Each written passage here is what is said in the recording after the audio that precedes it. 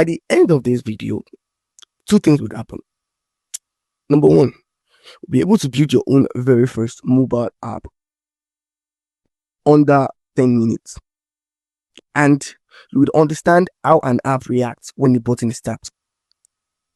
Today, welcome to Ferry Street Academy. Today, we are going to be building our very first app. Disclaimer, if you don't have any knowledge on Scratch, or you have little knowledge on Scratch, you can actually move to MIT App Inventor. Scratch is like the basic for MIT App Inventor. So I will indulge you and implore you to go to our page. We have a lot of videos. You can learn from zero to hero to become a Scratch expert. So you can take your time, go and watch and learn Scratch on our page. Then you can come back and build your own very first app. So moving on to the video. Every game reacts when you touch the screen. But phone don't have sense. Like, our phone doesn't have sense. So how did they know that you tap something? Today, we will build a small game to answer that.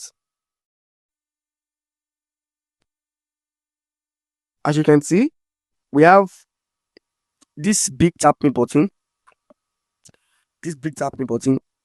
and we have the score.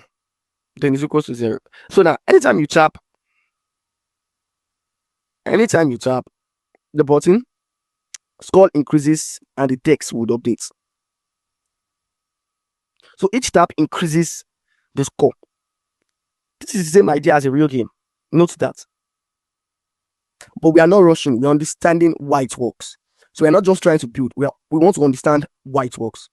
So without further ado, let's dive into it.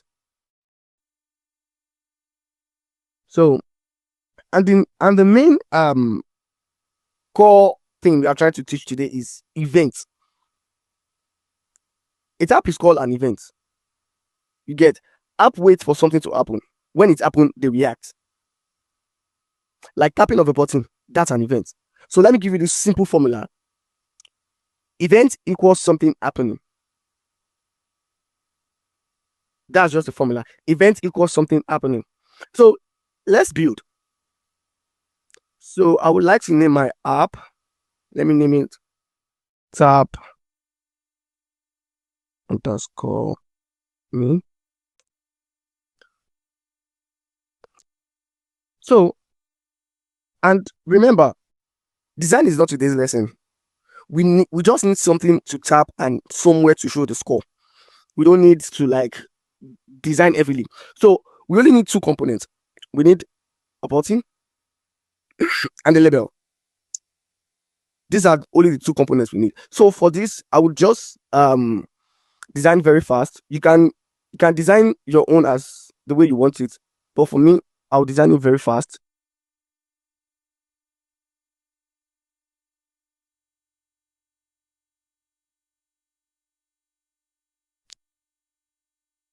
So you can design yours too. You can design your own too. So that's for the label. Then for the button, I'll make the font bold.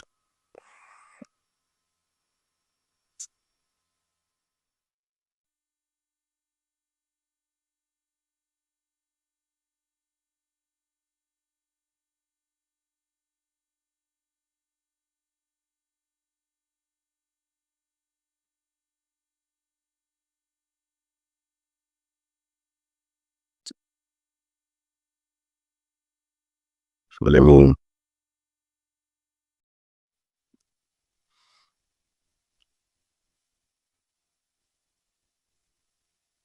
So we are done with our design. Okay, let's just add some colors for the button.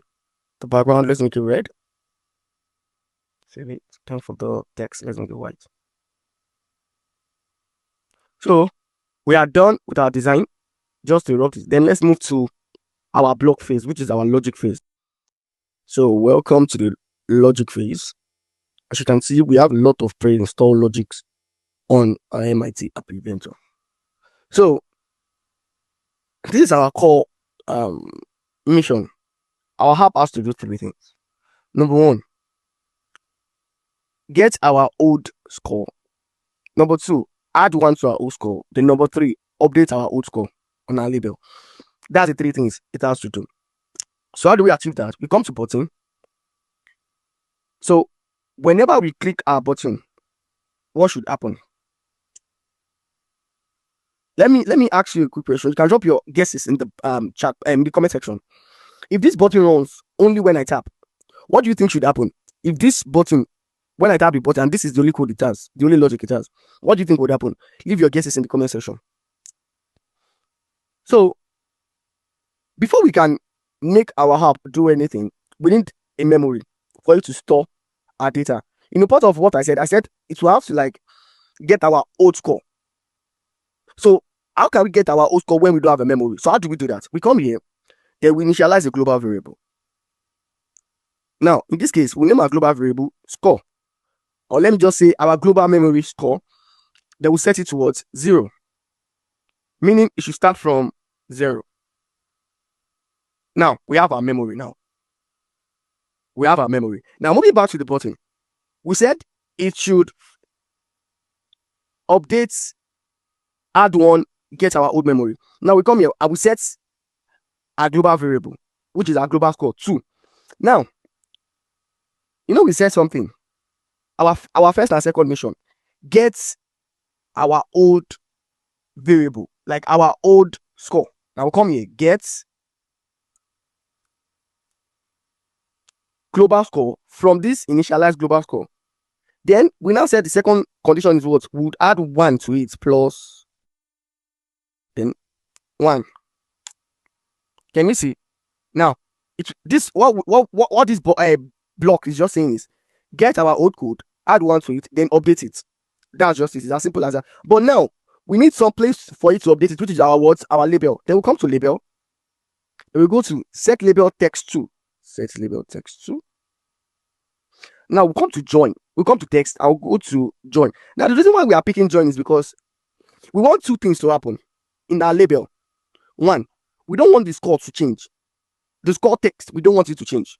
We only want the score to update, which is the number alone. So whenever you are pressing the button, it's only the number that would change, not the score as in a text. So how do we do that? We come here, we pick this, then we'll write our score, which is what? Our text. Then come to our variable, come here, then get our global score.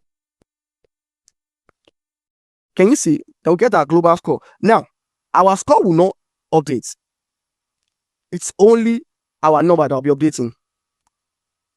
So it keep increasing whenever you press the button. And with that, we just built our own very first mobile game app. And we learned about events. Like I said, event equals something happening. In this case, our button is the event. And what was happening? 1, getting our old score, adding 1, then updating it. So we've come to the end of the video. In the next video, we'll be building an app that'll be able to react to your mood. How cool is that? So if you want to be part of the people that will be building it, don't forget to like, share, and subscribe. And turn on the notification button so that you can see the video whenever it's available. Thank you. Bye-bye.